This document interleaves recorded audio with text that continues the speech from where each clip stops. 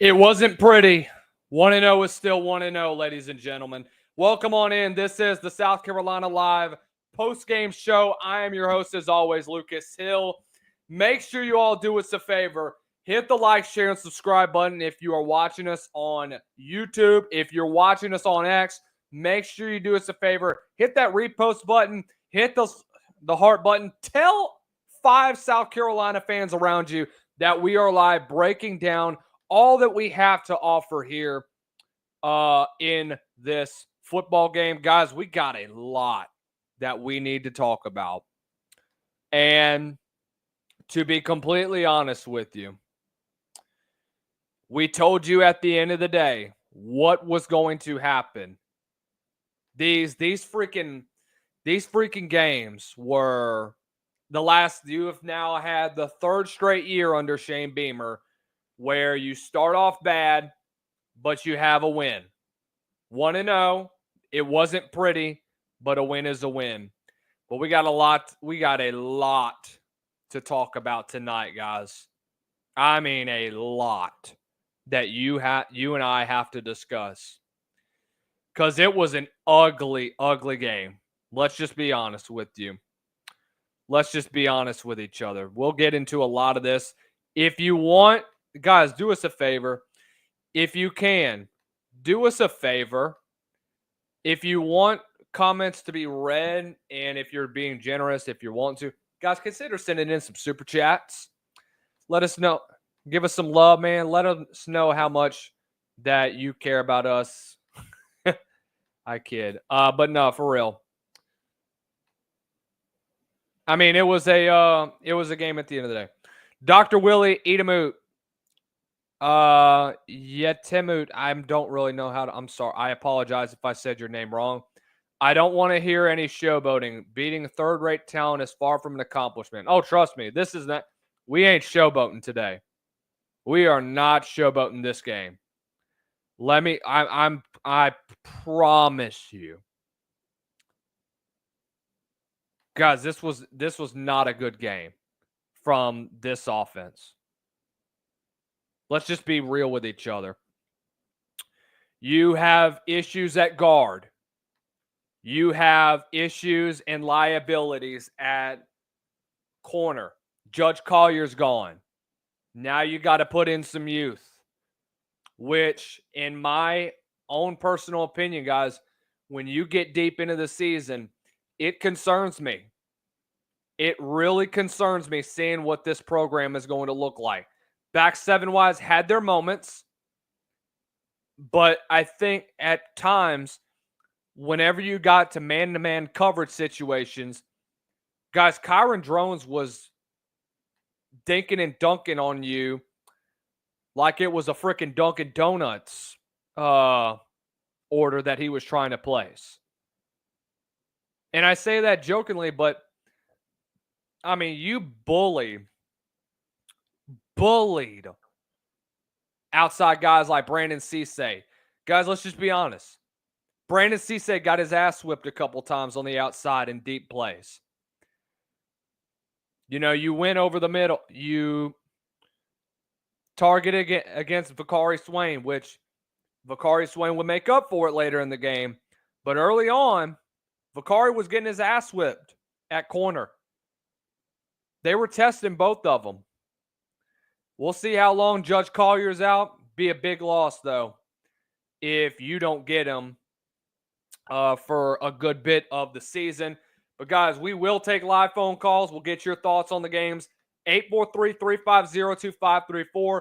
843-350-2534. Live phone calls are now active, so you guys can call in whenever you want and give us your thoughts on the game.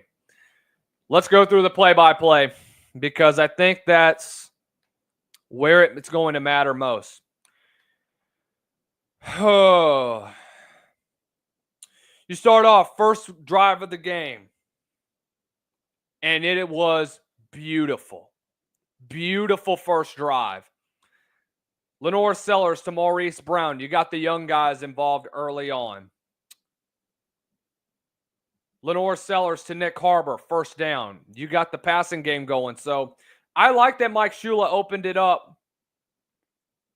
I really like it that he decided to open it up a little bit and take some shots down the field. So I don't hate the fact of what Shula did early on, but when you got in on the opposite side of the field, that's when you started to see the conservatism really start to be put on full display.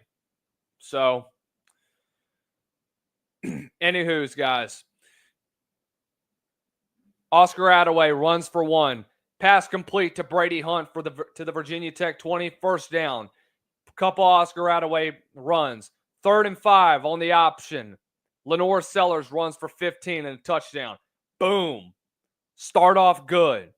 That is how you should be starting every freaking game. One of our keys to victory, guys, when we talked last on Monday, was start fast, was on the line of scrimmage early on. You did for the most part for that first drive, but I don't want to know what the hell happened after that first drive.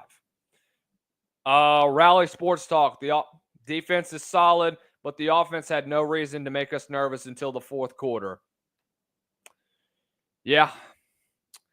Defense comes out, and you put pressure on Kyron Drones. One of our keys as well was don't let him get outside the pocket and make him throw the football. You did that. You did a really good job of that. He was only 15 to 35 today. So they got a punt. The very next possession. By the way, guys, I don't know what was going on with Rasul Faison early on. I don't know why he wasn't breaking off a couple big runs, but I think overall, look, interior of the offensive line, guard was a problem early on. Guys, that was a liability having Rodney Newsome out on the field. Guys, he got his ass whipped twice. He cost you 2 massive plays. He cost you a safety when he got bullied into the back of the end zone when Lenoris got tackled for that safety. Then he cost you again when he damn near got Lenoris' head taken off and he fumbles the football. You can't have things like that. You cannot afford that. So you had to make a change. I don't know why you didn't make a change the next drive after Newsome made that incredible error. I don't know why you didn't take him out right after it happened. That was beyond me. And guys, we need to have a conversation about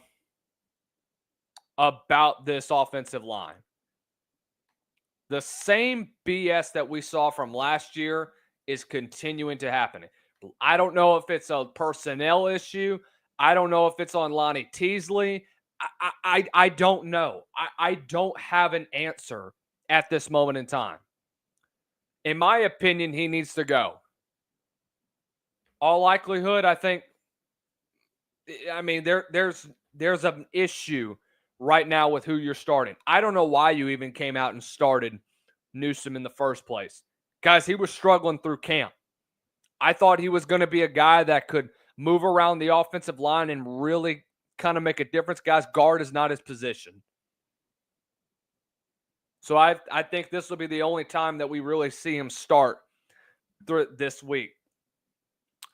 But you come out your second drive. Lenoris gets a first down on 3rd and 11. You have 2 back-to-back incompletions on some weird freaking routes. By the way, both of those routes that you ran, both going to Nick Harbor, guys, you should have caught those footballs.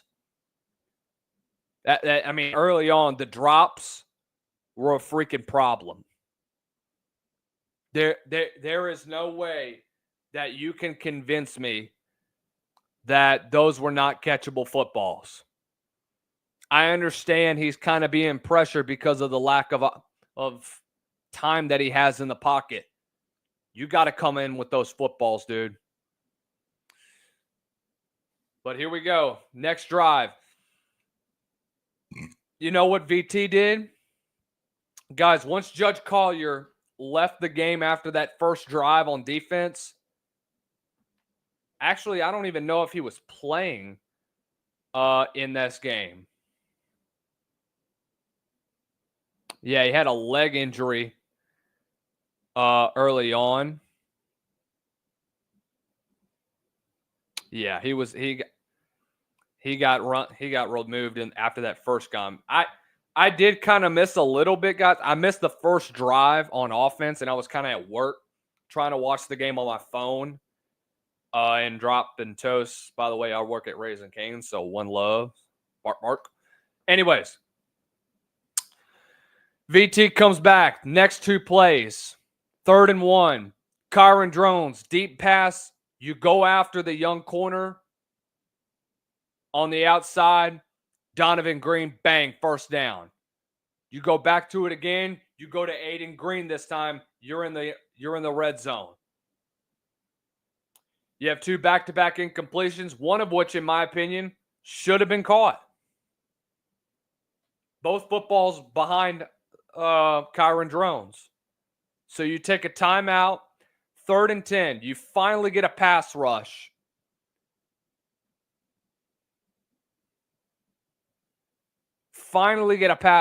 You finally manage to get some pressure. Dylan Stewart coming off the edge. Forces him to roll out. Kyron Drones throws it back across his buddy. And J.R. Johnson with a big interception. By the way, J.R. Johnson, stand the hell up. You had a hell of a game. When we talked a couple weeks ago, we talked about some of the breakout stars that would happen and some of the breakout stars that we would have. You're on the phone with Lucas Hill. This is the South Carolina Live postgame show. Who do we have the pleasure of speaking to? Hi, my name is John Edwards. What's up, John? How are you tonight? Good. That wasn't the most prettiest thing in the world, but hey, well, we all know there are still things you got to clean up. A win is a win in week 1, and you just clean some things up and you get ready for the next one. But I thought the defense, for the most part, played really well today. And end of the game, he just put the ball in Lenoir's hands, and he did what he usually does. And that pass to Nick Harbor is, I think, I don't know what your thoughts are, Lucas, but I think you're seeing a more confident Nick Harbor. Yeah, the fourth quarter belonged to Nick Harbor. And once he got comfortable after those 2 drops in the first quarter, I think that's where you see the potential of where he is going to be at by the time we get to the end of the season. I really believe that it's finally going to be Nick Harbor's year. I know the first 2 years you've seen flashes that he could be great, but the biggest thing that he struggled with is consistency. If you can get him to get more of in a groove like he was in this fourth quarter, like you saw on that long touchdown pass, he's going to be a really dangerous threat, and he may end up being probably the primary receiver for Lenoir's at the end of the year, even with an array of young talent across the field for him. Oh, yeah, I mean, absolutely. I mean, I just, and the one thing you got to clean up is I think you got to clean up the offensive line. But I did notice in the second half, they did put Marquis in for who is it, Rodney Newsom? Yeah, Rodney Newsom was a freaking liability. He's the reason Lenoir's got sacked in the end zone for a safety, and he's the reason why he fumbled the football near the end of the half. Yeah. I think I heard what Todd Ellis say before the game. It wasn't supposed to be Surratt, but then he was like nicked up or something like that. It was supposed to be Surratt. Yeah. I think it was either going to be Marquis Anderson or it would have been Surratt that was going to play. But I know that we heard a little bit from Jatavius Shivers that he may play a little bit of guard, but I don't even know if he ended up even playing at the end of the day. I don't know what the deal with Shed Surratt is. Like, what do you mean? Like, I don't know why he wasn't playing a whole lot. Even if he was playing, I didn't really notice a whole lot of Surratt on the offensive line. I mean, he could have been hurt. I mean, who knows? But well, yeah, that was kind of a last minute thing. Like, not like literally, last minute. If it was like, an hour before the game started, we get the, injury report, and he was listed. So, whatever. If you feel like you need to play Marquis more in place of Rodney, and I mean, just no offense, and I'll hop off. I just whoever you play at left guard this coming week, no offense, you're playing not as good as defense as you face today. No. Yeah, I mean I think this upcoming week is the right time for you to find yourself a guard, because right now it's not going to be Newsome. I promise you that. Newsome's probably going to play a little bit in the fourth quarter, but you got to find a dude. I mean, you had no real consistency. I'll give Marquis Anderson a little bit of credit. He did fairly well this past year or this game. Yeah. Getting some key blocks, getting into the open space on pulls. But I think overall, you're not going to really rely on him at the end of the day. I think this is your opportunity to kind of get guys like Shed Surratt, trying to get guys like Case and Henry involved. Even if he does end up moving inside, we'll see what happens. But bottom line, man, you got to find a guy. You don't have consistency on this offensive line. And if this continues, it's going to be the same story we had at the first half of the season last year, is just inability to protect Lenoris off the blind side. He's going to end up getting his ass whipped later on in games when you go play LSU in a couple weeks, and even when you go play up against Missouri, who even against Central Arkansas in times where they did kind of struggle on the offensive line, defensively, they're still gonna get after your ass.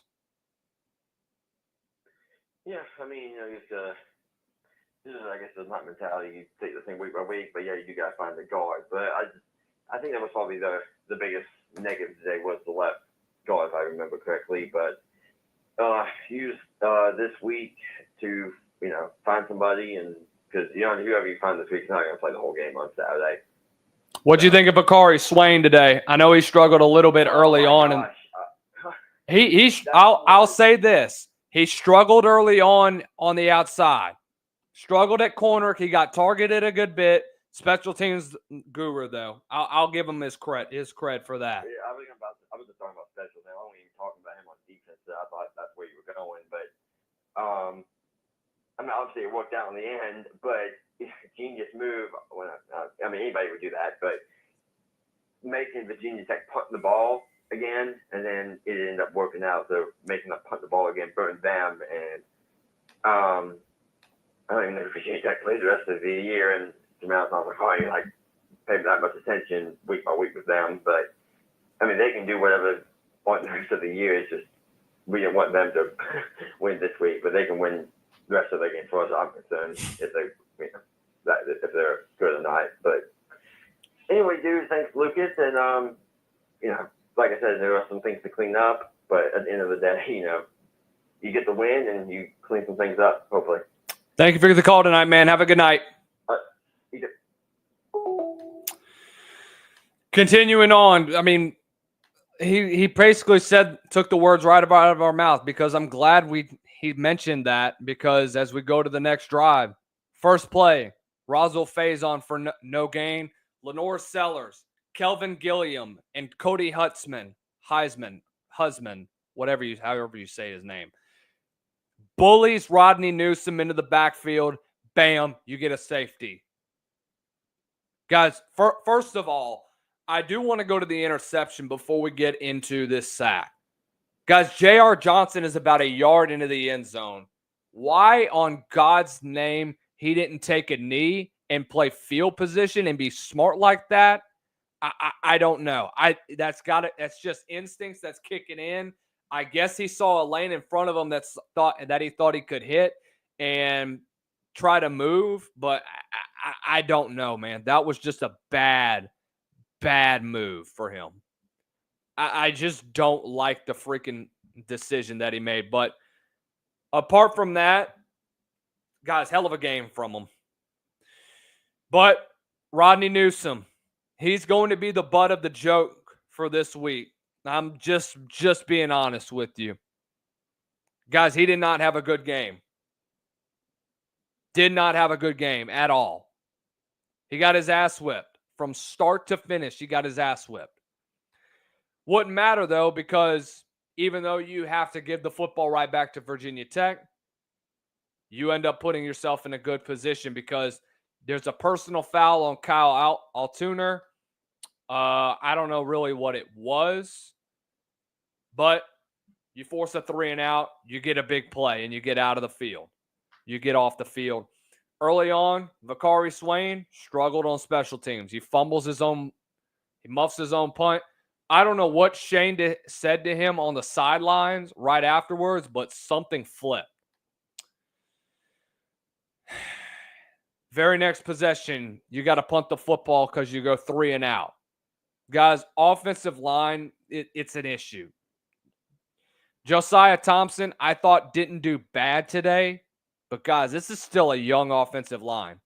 Boaz Stanley, to me, probably had the best freaking game out of anyone else on that offensive line. I thought Boaz Stanley really did a good job of picking apart and getting good snaps up for Lenoris and just maintaining his block, helping up on duos, especially when it came to their guards, because he had to help.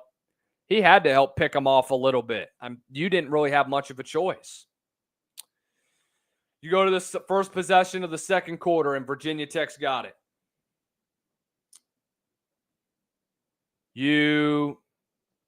It's 3rd and 4. You're about to try and get them off the field, and you jump off sides. Guys, pre-snap penalties, by the way, were bad today. Really, really bad. Just unacceptable for things like that. You had 8 penalties today. You can't have that when you go play a program like Missouri. You can't have that when you go play LSU or Alabama. I don't want to hear about how Alabama's down right now. It's still Bama. Maybe things change from here till by the time South Carolina goes to play them. You play like that on the offensive line, I could already tell you, Florida State, they outclassed you on the O-line. Let's just be real. Lenore Sellers can't do it by himself without protection. But you get the big plays, Virginia Tech was hitting them down the field. They were taking shots down the field. I don't know what Mike Shula was doing. He just was not taking shots at all.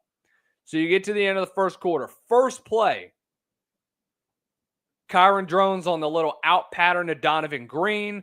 They get down to the 22, and there's a late hit out of bounds on Peyton Williams, which was pretty bad, in my opinion. I didn't think it was excessive. He did kind of knock him a little bit in the shoulder pad, but I think other than that, that really didn't warrant a personal foul. But what the hell do I know? So you get the football put at the 11. Didn't necessarily hurt you at the end of the day. You get a big loss for one, and then you force 2 incompletions, and you force a John Love football. So it's a win for you defensively. What happens the next drive? You have a freaking 3 and out. You know what you do? Which, by the way, why did you go away from the run game? Why? I understand the offensive line was struggling. Guys, Oscar Attaway, why is Roswell Faison not getting his touches? Breaks off a big run and you go away from him. Oscar Attaway was all over the field tonight, getting big plays. Oscar Attaway had 2 receptions. Not to mention with 60 yards rushing, he had 83 yards of total offense. Why did you go away from him? Doesn't make sense, man. You got the tight ends involved. You got it quick out to Brady Hunt, get you to the 25. Then Lenoris tries to run out of pressure. Guys, Virginia Tech's front 4 was all out after you today. I told you this was going to be something to watch with guys like Ben, this front 4 that Virginia Tech has going up against this South Carolina offensive line. Guys, you lost the battle up front. Let's just be real with each other. But you force a punt at the end of the day because I think you would have – never mind. I thought you would have something. I thought you had a anyways. You don't do anything. Defense steps up for you. Now you have a really good drive. You know what you did the first 1, 2, 3, 4, 5 plays. The next 5 plays, it was the Oscar Attaway show. Lenore Sellers complete to Oscar Attaway. Oscar Attaway run for 6. Oscar Attaway run for 23. Run for 2 for Oscar Attaway. 9-yard run for Oscar Attaway. You're at the 30-yard line. But you have holding on Donovan Murph, which would have gotten you to, which would have gotten you close to the red zone, but you have a Donovan Murph holding penalty. Then Rodney Newsom almost gets you killed again. Elijah Fall ends up beating you again on a little swim move. You fail to pick him up on a double. He gets a free rush, forces a fumble, but Josiah Thompson falls on it. Now you're back out on your own 46. It's 2nd and 33, may I remind you. At this point, if you're South Carolina, you play field position. But God bless Razul Faison. Goes for 30 and gets you back to 3rd and manageable. I don't know how that you managed to get a nice couple blocks from Josiah Thompson and Rodney Newsom, but you'll take what you can get. Run for 30, get you to 3rd and 3. I don't know why they reviewed and saw and looked at it to see if it was a first down because it was clear he was short. I don't know why they even decided to look back at it, man. I don't understand. You get a big throw to Nick Harbor for 15, get you inside the 10. Razul Faison runs for no gain. Lenore Sellers pass incomplete. Here's a play that I think a lot of people are going to talk about. You throw to the back of the end zone for Nick Harbor. Looks like it's a touchdown. It gets overturned. Guys, this time around, in my opinion, that's kind of ticky-tacky. I could see why you say it's a touchdown, and I can also see why they'd say it's incomplete. Guys, he's making a football move going to the ground. He's established control. The ball doesn't move. Guys, he has it in his right hand. He's still in control. It doesn't bobble. Should have been a call to touchdown. I can't make that decision, guys. I think personally it should have. But you squander that opportunity. You run a weird freaking route that goes nowhere, so you got to throw it away on 3rd down. And now you got to – or actually, I think that was third down. But you're forced to kick a field goal. And Virginia Tech doesn't do anything on their next drive. Then they have to go to the end zone. Or actually, they get a field goal near the end of it because they go quick game. They go tempo. You get a field goal. It's 10-8. Bad first half, guys. Really bad first half. 3rd quarter, I won't bother you with it because it went exactly like this. Punt, punt, punt, punt. You get to the 4th quarter.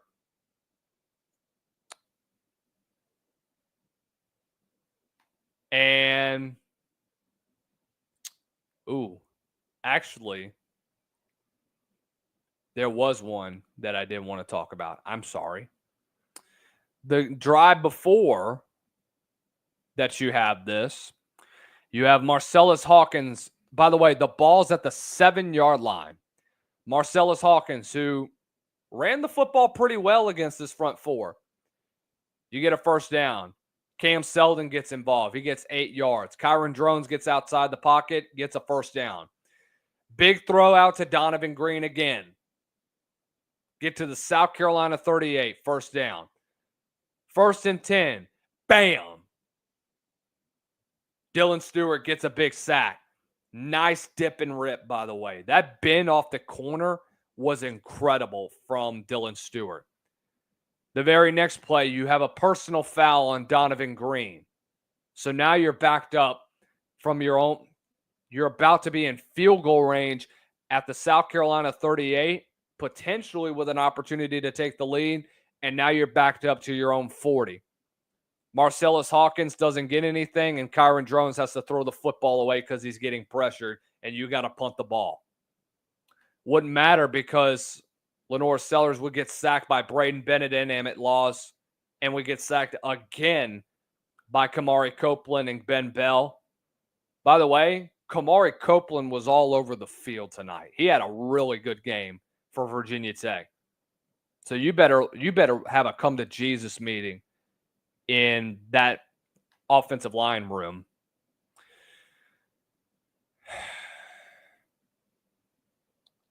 So you get a 3 and out, big play. And Virginia Tech, you punt the football initially, fair catch, there's an illegal formation. This is where the game really shifted to South Carolina. Shane, instead of taking the penalty at the end of the punt, Shane wants a re-kick. What happens with that one? Vakari Swain goes for 80 yards and a touchdown, and you basically ice the game from that point forward. They would kick a field goal the next drive and would get inside the 30-yard line, wouldn't do anything, and couldn't convert a 4th down. In my opinion, that could have been an opportunity for Virginia Tech to potentially go for it, but it wouldn't have mattered. In 2 plays, Roswell Faison run for 9. Roswell Faison run for 2.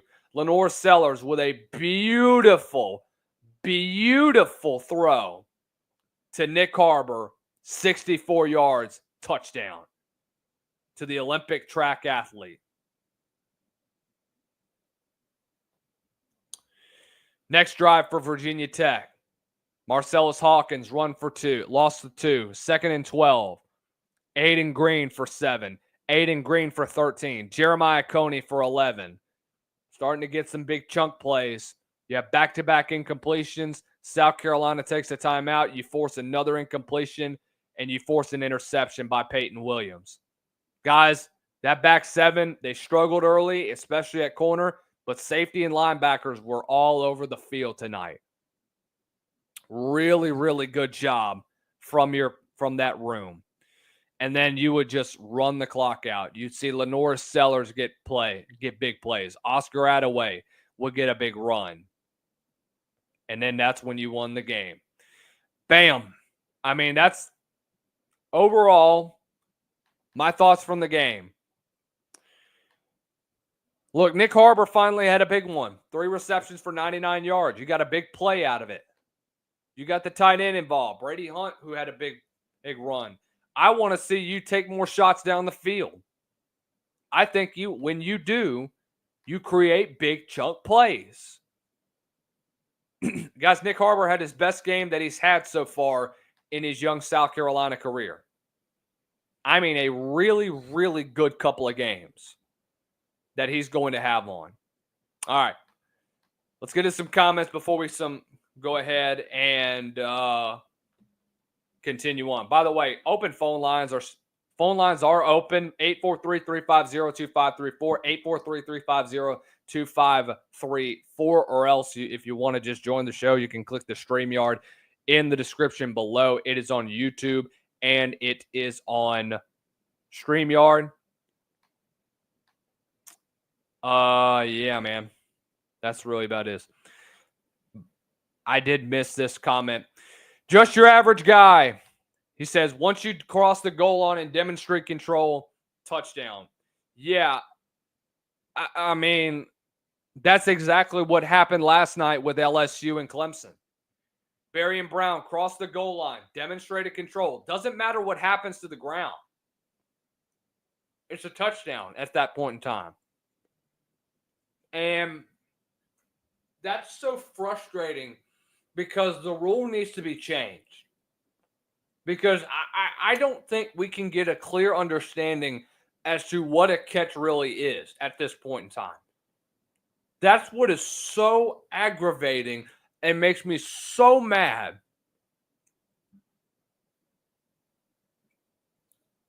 Because that's twice now, guys. That's twice that this has happened.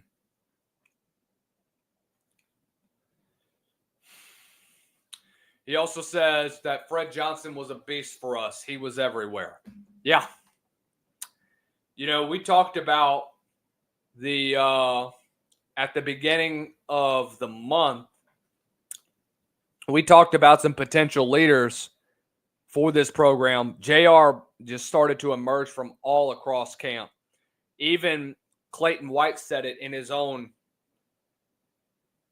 press conference last week. He said JR has emerged. He's more vocal. He's become more of a vocal leader. Wasn't really a big voice last year, but he's starting to become one this year. And I think that's what you're going to expect from here on out. John Edward Kruger says, I'm calling him Fred. I mean, JR, Fred, same thing. Halo Master 96, run game and O-line need to be more consistent.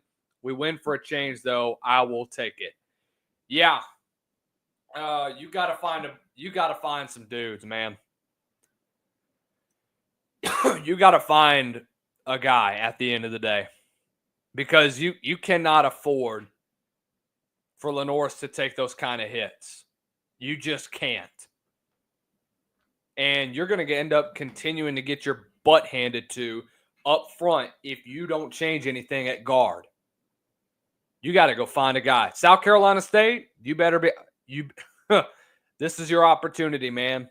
This is your opportunity to get some quality reps in, go up against another defense, another college level defense. You should beat them by 50. But again, I said the same thing here, but you were so inconsistent on offensive line. Guys, if you are a freaking frequent listener here on South Carolina Live, and if you are a consistent viewer of South Carolina athletics, what is the number one thing that was a big concern for you last year? And I'll give you 30 seconds to type in the comments and tell me what it was while I get to some more comments. Tavion Chinney. Linebackers and DBs were really dang good today. Yes, they were. Yes, they absolutely were. Nick has emerged and the tight ends were solid. Yes, they were. Told you it was going to be an opportunity for him. He also says a good bit of recruits showed up to a hard-fought win. I'm trying to think of who was there. I got a guy that might know. Let me see who was there. I wonder if was Jariah Edwards there or Jariah Johnson?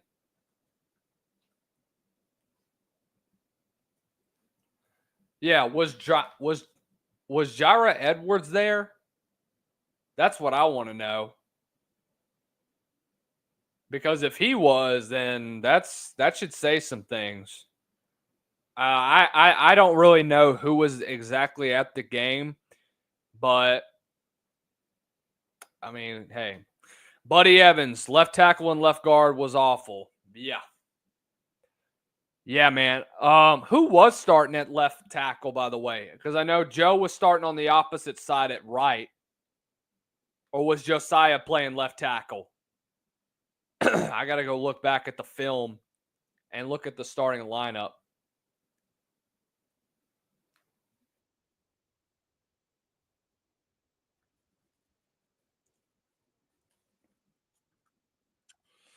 Well, while we do that, ladies and gentlemen, Josiah Thompson was starting at left tackle. Okay. I didn't think Josiah Thompson was that bad today. Did I think he got beat on a couple times? Oh my God, yeah. He did. But I think as a whole, guys, I don't know what it is about South Carolina and what it is about this offensive line.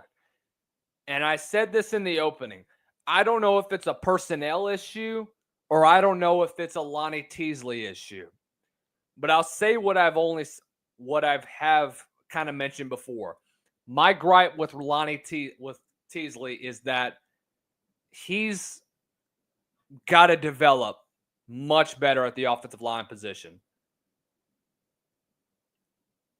But the thing is, he's in charge of what your personnel is going to look like. He can't control what he has. So if you're South Carolina, one of your biggest needs in the portal, you got to go get offensive linemen. I know you got Darius Gray, which, by the way, how much of a big impact will he make on the interior? How much better and how much more functional that offensive line will be if you can continue to keep Darius Gray in your backyard? That's what I want to know. But let me cut to a break real fast. Let me go look at the lineup, but we'll be right back in about less than a minute. You're tuned in to the postgame show. This is South Carolina at the Voice of College Football. You can make a difference here at the Voice of College Football. Use the Amazon link. Financially contribute to the Voice of College Football without spending a penny. Same shopping experience. It's easy. Go to any video on any channel. Go to the description section and grab the link right next to the capital letters that say Amazon. Use that link and Amazon will instantaneously convert to your account, settings, history, everything intact, just like whatever link you use right now. No difference.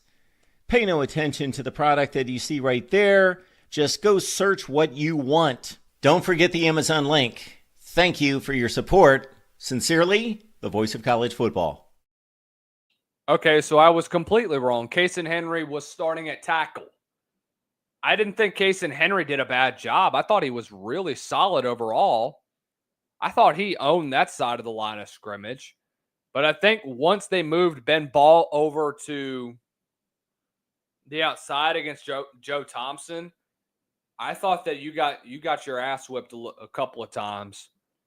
But if you're Lonnie Teasley, who are you going to put there? I mean, Rodney Newsome is a freaking liability at this point.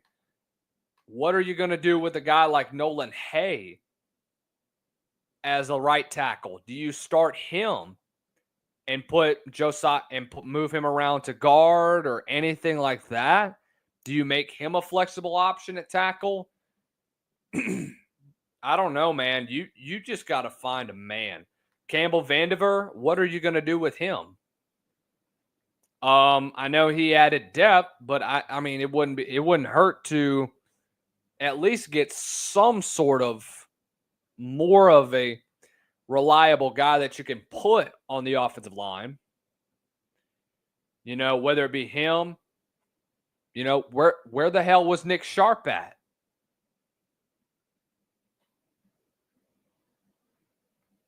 Was Nick Sharp hurt? That's what I want to know. Because I only saw him on a handful of snaps in the game. I don't know what happened. What's the deal with Nick Sharp? But like we mentioned, South Alabama, you better freaking find some talent. You better find a steady rotation that you can put in by the time you get to SEC play. So, that was a frustrating one. I'll just be straight up with you. I mean, you gave up big plays. 3 big plays. Guys like Isaiah Spencer, Aiden Green, Donovan Green. Both were making plays. So, might have to keep a running back there with Sellers to help block. Yeah, but are you going to keep – is Rosal Faison going to be your primary one? So are you going to just put in Rosal Faison for pass protection? I mean, you may not have much of a choice, to be completely honest with you. Hey, by the way, guys, for those of you that are watching us on Twitter, I do want to specify and tell you just real fast, I'm not forcing you to do. We are live here on the Voice of College Football. And I do want you, and I would like it if y'all would consider moving over to the YouTube if you want. But hey, that's up to you. We'll post it in the chat, by the way. So what happens from now? Look, Lenore's played ball. I mean, he had a really, really good game. I thought he was pretty efficient throwing the football in the fourth quarter. And at the end of the day, guys, I mean, you can only control what you do overall. So, if anything that you can take away from this game, it's that offensive line wise, find some guys that aren't liabilities. That's all I can really tell you, because you're going to end up costing yourself down the stretch if things don't change. But we'll see, man. I mean, you got a lot of football to play. A lot of opportunities that are right in front of you. And it starts this upcoming week when you prep for South Carolina State. I know it's an HBCU, but it's an early test. And it's a very important game in the aspect of got to find a steady rotation, and you got to find dudes that you can get the football to. Guys, the loss of guys like Kyle Kennard, Tonka Hemingway, TJ Sanders, you're fine. You're fine. You shouldn't be worried because you reloaded. Your defensive line overall, not bad. Nick Barrett had some big plays. You got a sack from Jataeus Gear, who started to play a little bit, which, by the way, Gear's a pretty good player. Gear's a pretty good defensive lineman.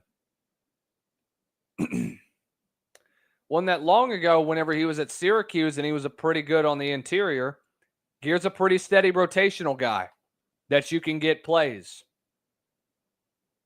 Brian Thomas Jr., I told you he was going to be the opposite side of where he was going to be on the opposite side of where you wanted to get Dylan Stewart at.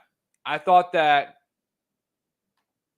a guy like Brian Thomas would be the counter for what Dylan Stewart was going to offer. And in retrospect, he did. He was. Got plenty of pressure throughout the game. That's what you wanted to get. So, overall, guys, really good game from your defense. Offense, pick it up. Mike Shula, you got to get into the room and you got to talk with Lenoris. Communication was an issue. And you got to be able to fix that. Because once you get to SEC play, it's not going to get easier from here. I promise you it's not. So you better get ready for the next couple weeks. Because if you can't change anything, then you're going to put yourself in a real bind over the next few weeks. But we'll see what happens. I trust that this offensive line room can get everything together. They can finally counter off and finally get themselves into a much better position than they were today. Going up against a better pass rush in a couple weeks in Vanderbilt, which we'll be excited to cover that one. And it's gonna be a rough one. I'm just gonna say that. Got to find your answer, man. All right, that's gonna end it up for us here tonight on our South Carolina post-game show. Guys, we had over 900 of you guys up in here, and there's still more of you that's coming up in here.